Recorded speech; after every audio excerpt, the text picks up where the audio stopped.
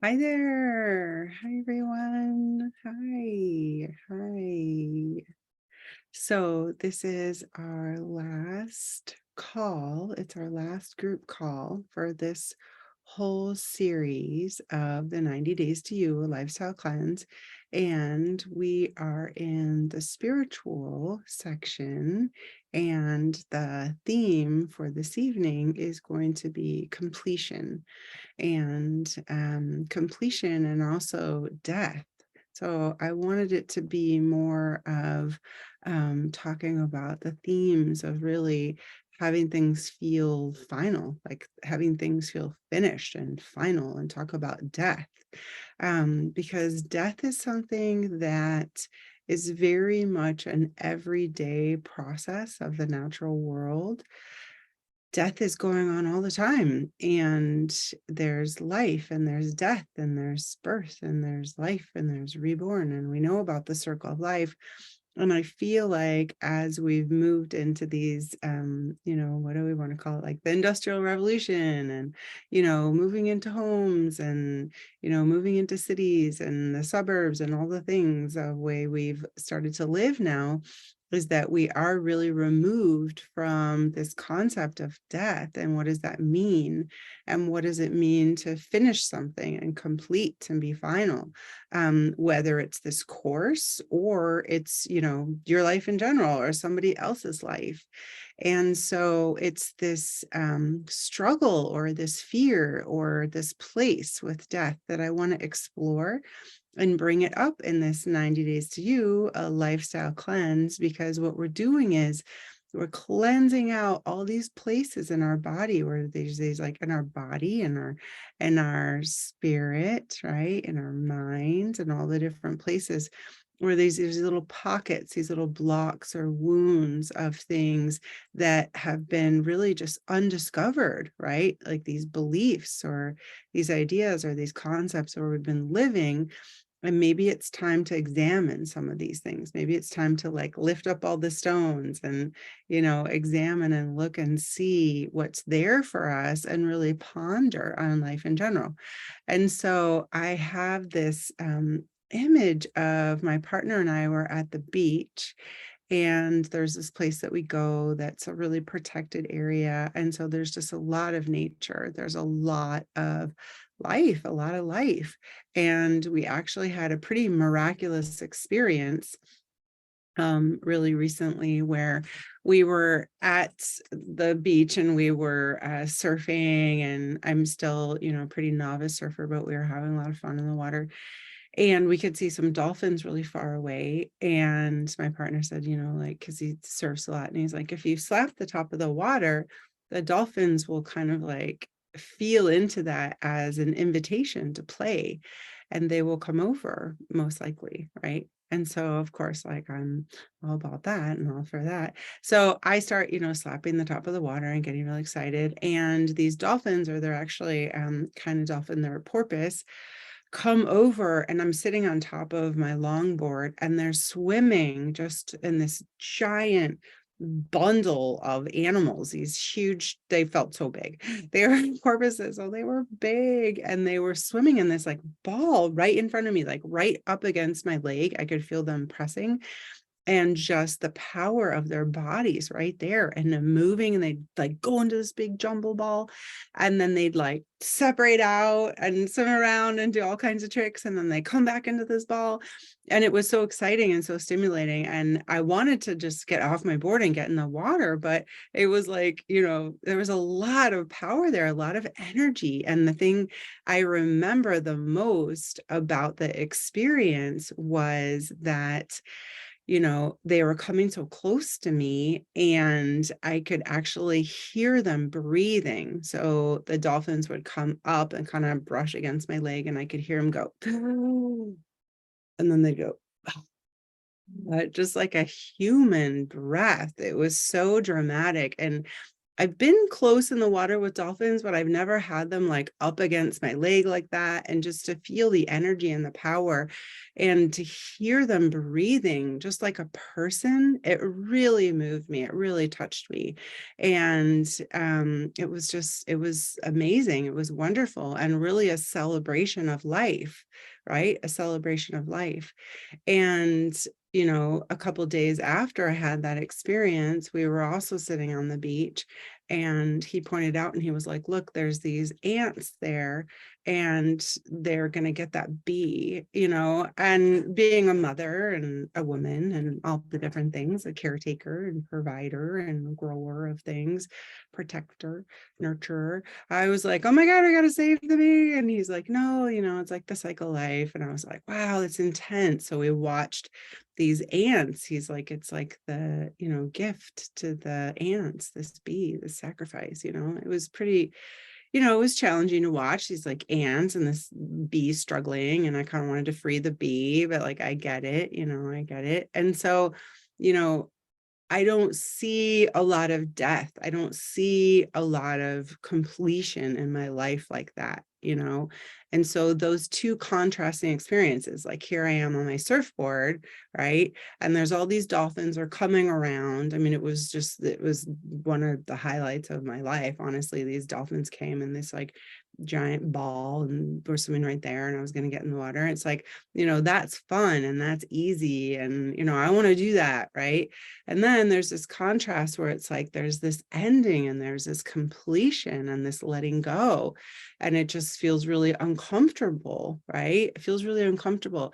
And, this is what this session is all about, is that we want to, in the 90 Days to You, a lifestyle cleanse, is we want to really examine all these parts of us, like all of these beliefs and ideas and understandings of what we think is real and what we understand, and just lifting up all the stones and shedding all the light there about what do we think, how do we feel, what do we believe about completions and endings, and what part of that makes us feel uncomfortable. Is there any part where it's like we're avoiding something, or we don't want to look at that, or like what's coming up, like how does that feel, anything that we're beginning and then we're doing and then we're ending, there's always going to be this process of what happened there? Like, did whatever I wanted happen? Like, did I get the most out of it? And so what I'd like to do is I'd like to kind of, use this 90 Days to You, a lifestyle cleanse, as kind of like a petri dish of our life. So those of us that are in spiritual communities, there's one that I'm in with the Dale Holloway Network, and there's a lot of other ones. This is something that we talk about having this end of the life review, right? So when we're making our transition out of this realm into the next realm, there's going to be this life review. And I feel like it's important to kind of, why not get in the habit of doing that right now in a really loving and compassionate and easy way, right? To start to embrace these like beginnings and middles and ending. And what we want to be really careful of with this is just to noticing, where we can start to bring in that judgment, where we can make things like right or wrong or good or bad, right? We want to be really cautious and really careful of that, because there's so much of that going on in our world already. And we really do a disservice to ourselves when we start doing things like that, like, oh, I was planning on eating a salad every day, and then I didn't, like, oh man, and it's like, I want to just stay away from this like judging of the right and wrong and good or bad, because it really doesn't serve us. It doesn't get us anywhere. And the thing is that at the end of our life, when we're having our life review, it's not going to be about that at all. It's not going to be about, like, oh no, like I'm going to shame myself, it's going to be about like, what did you learn? Like, how did you grow? How did you expand? Like, what were the lessons, like, oh, did you kind of like lose your carriage there, or in like, oh, look, you kind of stepped up there, and just this like gentle observance on how it is and noticing what's coming up, right? And so noticing in more of like a detached way, right? So for me with the dolphin, dolphins, like, you know, that was intense, you know. And even though the feeling of life and the thrill, there was also, I had some fear coming up because I wanted to get off my board and get into the water and swim with them is what I wanted to do. And then their bodies were so powerful and so big, you know, I was like, I don't know what's going to happen. I mean, I don't know if I could get in there and maybe they would just swim too hard, like by accident, or I don't know what would happen, you know. So there was this like little bit of fear that was coming up and noticing that, right? And then also with the bee and with the ants, there was this like resistance to what was happening, you know. And in both cases, it was like, there wasn't, it was more of a like resistance. Like I wanted to save the bee, right? Like I wanted to intervene. I wanted it to go this way. I don't want the bee to die. I want the bee to live, right? And that's where I'd like us to be really open and reflective on where we are and what we're doing, and noticing that, you know, life is life. Like we're part of life. And a lot of where that trust comes in there is being able to take a couple deep breaths and just be in the moment and sit back and relax and notice what is coming up for us, right? Notice what is coming up for us, because that's where the real magic is. And so I was like, you know, as I'm preparing for this, I really felt like I wanted to have a quote from Rumi, because, you know, he's just so good. And there's so many quotes from him. And so it was really fun. I found this quote and I definitely like affected me in my physical vessel. I was like, that's the one. And then I'm like, well, you should read all the quotes, you know, on death and dying and completion, and then go back. And then I couldn't find it. It was so funny. And I was like, did I dream that I just made that up? You know, like, where did that come from? And so I have it now, and an interpretation that I want to read. And so this one just really touched me. So it's about, you know, death and dying and completion. And I want to bring some of these concepts into the ending of our session and our time together, so that we can prepare ourselves to keep going. So it's really important to, you know, take these things that we've learned so far and then continue to do them, right? Life is not, we're never finished, right? Even when we, you know, transition, even when we die, we know that there's another place. And so it's important to keep this work alive. And there's a couple different ways that we can do that. And I'm going to go over that at the end. So you can start brainstorming for yourself, you know, some ways that you want to continue to keep the lifestyle alive, you know, make some commitments to yourself. And I'll have a couple choices at the end where you can do that in like different gradations. So here's the quote from Rumi, and this is on death and dying and completion. And he says, every mortal will taste death, but only some will taste life. Oh. Every mortal will taste death, but only some will taste life. And let's just let that settle for a moment.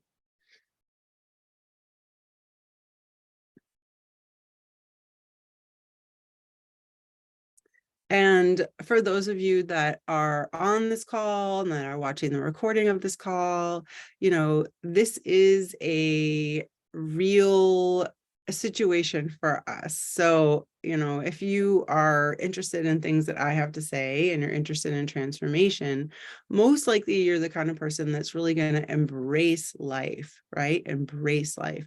And we know that there's a lot of those around us, you know, that are okay, you know, not really tasting life, right? And a lot of times that can be really challenging for us. And so I want to encourage everybody who's listening to this that, you know, that's the point. That's the point of this call. And that's the point of making these commitments to ourselves to keep going, is that most people are not out there to taste life, right? Most people are there to kind of just get along because it's hard, it's challenging, it's hard, you know? And we need to make these commitments to ourselves. So my, my take on that quote, every mortal will taste death, but only some will taste life. So my kind of like, understanding of that is that everything that is born in the earth will someday no longer be here. It will someday perish. So we know that dying is not optional. But we can have a contrast that it's one thing to live and it's another thing to be alive, right? And so that's where we really want to get serious with ourselves. It's like, are we living or are we alive? And you can kind of even see how those two terms, it's like, are we just living, or are we alive? Like, are we full of life? Is there a sparkle in our eyes? Do we have these little tingles in our hands and our feet? Do we get excited about things? Do we get stimulated about things? So I was at this place a few days ago. I had a couple hours before I had an appointment, and there's a place in Summerlin, California, that's called Sacred Space.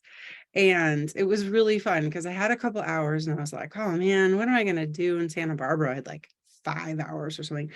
And I was like, I'm sure I can find something meaningful and special for myself to do. Right. So I just left it up to spirit. I was like, I don't know where I should go, and it's like, get on the freeway and start driving. So I started driving and I ended up at this beautiful place. It's called Sacred Space.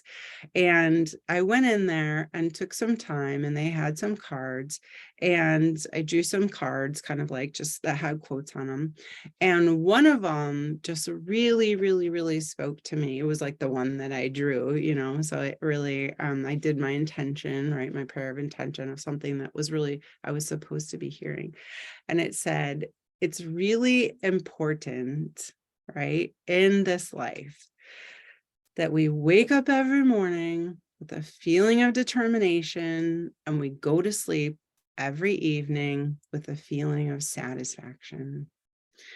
And I was like, wow, like I'm literally going to paint that on the wall in my room. So I can see that with my gold paint pen, where I put really important things, and that is what I'm committed to. Like, that is it, right?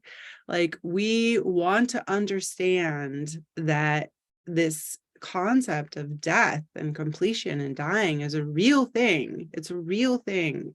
And so it's like, we don't want to just, take our lives for granted. We don't want to just, go on autopilot. We don't want to just like, let things go. Like, oh, I did this 3-month course and just like, I did this, but I didn't do this. And so just like, blah, I'm just going to be like, whatever.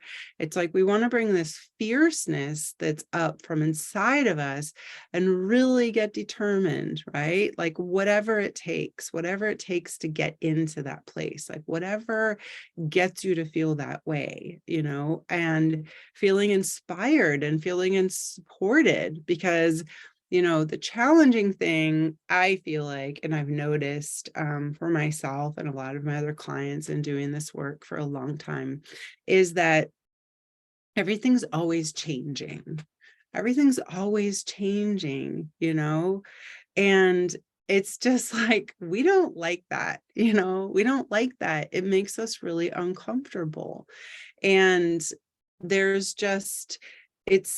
so many things out there for us to love and for us to embrace. And I would just encourage all of you that it's really important to understand, this concept that we know, like, change is the only constant. And it's really true. I mean, at the Sacred Space, I was just so inspired. I get so inspired by people that have like stories of businesses and all these different things. And I know this couple from years ago. It's kind of a long story, but anyway, Jack and Rose, they're like in their 70s now. And I think Sacred Space was there for like 20 years. Anyway, they tried to like sell it and get rid of it, not get rid of it, but they tried to like, close it. And then people were so upset, they ended up deciding to keep it open and sold it to this woman who's actually was a best friend of this woman that I met a couple months ago in this like deep emotional process that I was in. It's actually her best friend, and she was just there. And so I have this kind of like connection with these people. And I went in, and there was this book about this couple, Jack and Rose, and the story of, you know, how they created sacred space. And what their desire was to, they got inspired because they traveled all around the world, and they started to notice in other places in the world there's these sacred spaces, right? Temples or mountains or trees or different things. And they thought, oh, that could be our gift. You know, we could create this sacred space for these, you know, people to come, and then we can sell some of these things. We can buy some of these things and bring it here. We can also create some of these things, you know. And I know their whole story, and I've worked with them and stuff. And the thing that was so inspiring for me about them is that they have had so many different careers. They have done so many different things. Like, I was like, how is this even possible to pack all of this into one lifetime when they're not even like that old, you know, by the time they started this? And I'm saying this to be as an inspiration. This is not for everybody. So we're all different, and everyone is not designed to do like, you know, 4 completely different careers. I'm saying it because I want it to be an inspiration that when you look at this couple, they are so full of life. They are an example of people that are really living alive. They are living alive, and they are living life. And so what that means, that I've noticed for them, is that they absolutely 100% embrace change in their life, right? So they went from doing one career to a completely different thing. Like, I feel like first they were in like the film industry or a movie industry in Los Angeles. And then Jack became a chiropractor, and he was like a chiropractor near Venice Beach for like 20 years. You know, he had a full career. And then he did this stint where he was Jack's Bagels. He owned like some restaurants and did that, you know, and different things. And then Rose had all these different careers in just different decorating and home decorating and collecting all these pieces and doing like a high-end home designer, and then all the different things along with him. And it was just so beautiful. And their relationship as a couple is just so beautiful and inspiring. And so, you know, we want to be really clean and clear, and noticing that if something is not working in our life, you know, it's okay to have that death. It's okay to have that completion, right? And moving on to these other things, even though it might feel a little bit uncomfortable. But the goal is to feel alive. The goal is to feel blessed and alive. And so that is my desire for all of you on the call that are finishing this 3-month. And so now I have some ideas, you know, just for personal reflection for yourself, is that, you know, there's like 3 different ways that you can keep this going in your life, right? And the first one is that you can commit to doing something similar like this. So this is like kind of like the bigger thing that you can do. So this 90 days to your lifestyle cleanse is going to be offered again. It's going to be offered twice a year, and it's something that I've been divinely guided to do, even though I had a lot of resistance originally. And it's something I've already been doing for 30 years. So it's just going to get more refined as we go. And it's always, you know, I didn't make this part up, but it's always cleansing in the fall and in the spring. And that's something that I've done for 30 years. But that's also just kind of like, you know, the processes of the ancients and the Taoists and the Ayurvedic traditions that I practiced. And so that's going to be offered. So that's something, you know, to commit to do, to keep this accountability for yourself is really what it is. So you keep this accountability and you keep going. So that's something to do. The other thing to do is to, kind of like go a little bit smaller with that and then pick one thing, right?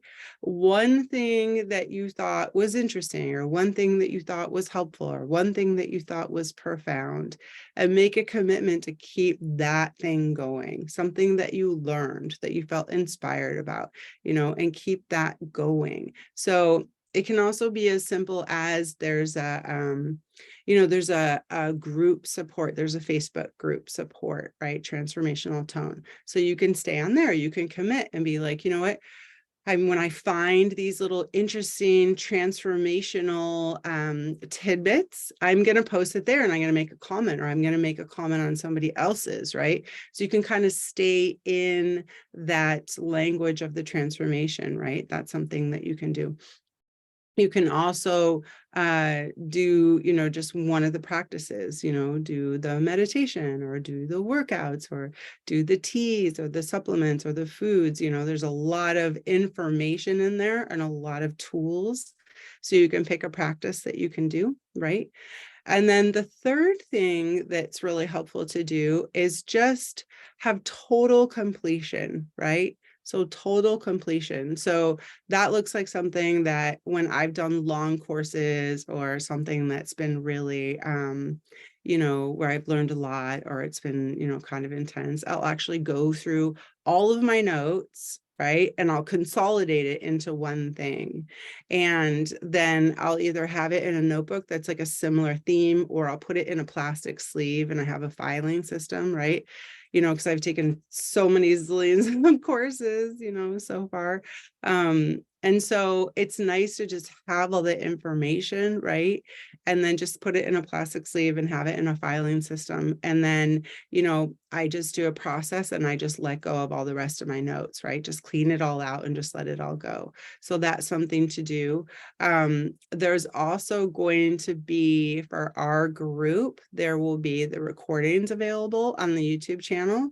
And so that's another thing, along with the Facebook group. I would put that in the second category, in the middle category, just make a commitment to be like, okay, whatever, because we have so much information around us. So it is challenging, right? To go and be like, I'm going to watch all of the replays, but you pick one. So they're labeled and they have themes, right, on them. So you just go to my name and then you go to the YouTube channel and you're like, I'm just going to listen to this one and just feel inspired, And whenever we do anything like that, what I would suggest to do is use some of the practices. So one of the practices is, with the spiritual, is get really connected, set your intention first, be like, okay, you clear yourself out and you do your practices and you're like, I'm going to go on to Rachel's YouTube channel, and may it be clear to me, let it be known which of the recordings would be the most beneficial for me to listen to at this time, right? So it doesn't feel overwhelming,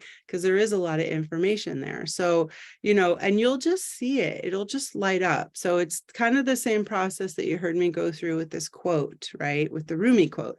I immediately felt, which one, because I did that same process, right? And so immediately you will know, and, have it be really easy on yourself. Just listen to one of the recordings. You don't have to listen to all of them, all at once, and it's part of this practice of this lifestyle cleanse, like learning to live our life like this, where it's really intentional, where life is presenting itself and then we are responding to life, right? So life presents and then we respond. We don't go and push on something, right? We want to get ourselves so that we are centered self, right? So we're centered self, and then we're going to go and life is going to present, and then we're going to respond instead of reacting. So those are the things that I wanted to communicate. My